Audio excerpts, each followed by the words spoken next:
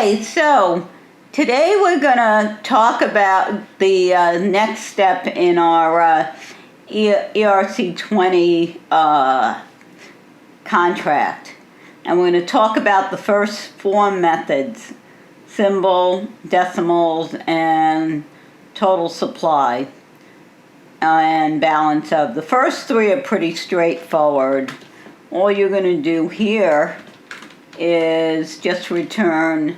We already have these defined, so name is simply going to return underscore name. Symbol is going to return underscore symbol. Decimals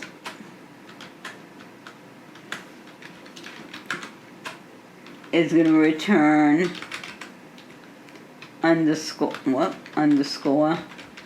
decimals. Now, total supply is where total supply. Now, this one's still pretty simple because these are things that are not something we're trying to hide or protect.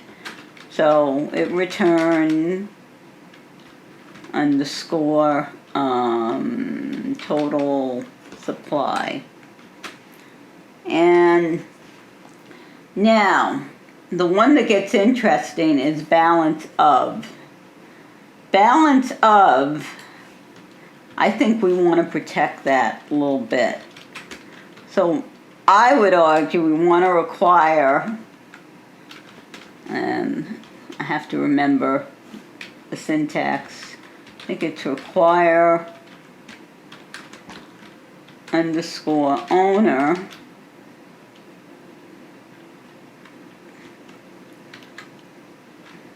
I want you to only be able to get your own balance.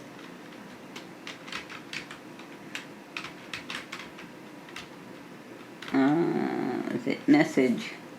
I'm going to have to look up the exact syntax. I'm going to look it up from, let me see. I think it would be message.sender. I'm actually going to look it up because we talked about this before. I'm going to bring this up here and see what I did here. Message.sender, yeah. So it's message.sender. Message.sender. Yeah, require owner equals message.sender. And so if it's not, let's go back here. So this is actually going to be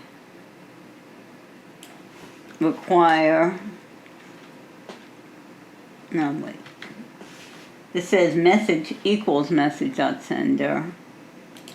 Let me look at this again.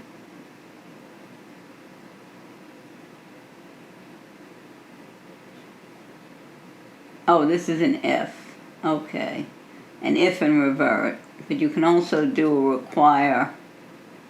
And otherwise it's gonna, let's go back to our,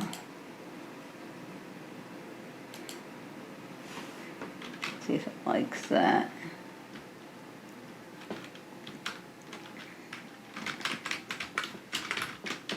Owner can see their balance and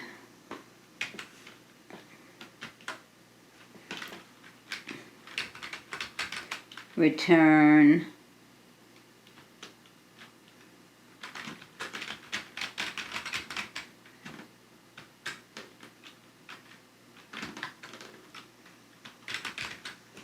I think that'll work. Now, why is this complaining here? Let's save this. And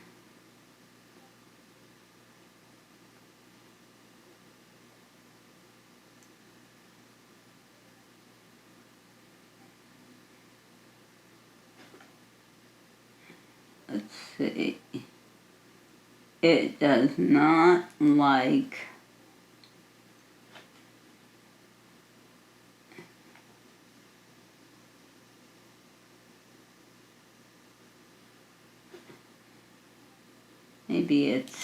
it may be this that it wants. Let's see if it likes that. There we go, it likes that. So, what have we done here? We've simply returned the values that are being stored in the contract. And then if someone wants their balance, they can only get their own balance. And we simply take the mapping that we have here and return the balance for that user. Now, when I looked at the example, they said you can't have the zero account. I guess that's the you know, they do that on a lot of their examples where they're looking at different things with returning values. And that will become more relevant, of course, when we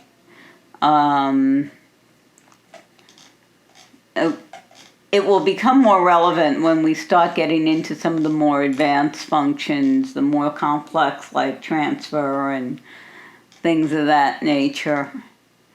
But right now, this is, I know why. The reason that we're going to end up disregarding or not returning things from zero addresses. The zero address is mining. That's what's used for mining. So you can't transfer from the mining address. I think that's the reason. But we're going to get more into that when we get into the next four methods. Transfer from, approve, and allowance. And this is how you transfer the coins. This is how, you got your approve and your allowance from it. It's kind of like, to me, it looks like almost like a line of credit. But, so these are very simple. I just wanted to make sure that only the sender can see their own balance. So I can't, if I'm a different address, I can't go peeking in someone else's balance. So I think that's a reasonable limitation. So anyway, hopefully this has been helpful as we build this out. And please, if you find this series helpful, please subscribe. Please ring the bell to get the future videos. Please give a like. Those likes. And please tell your friends who are interested in this. And I will speak to you all next time. Take care.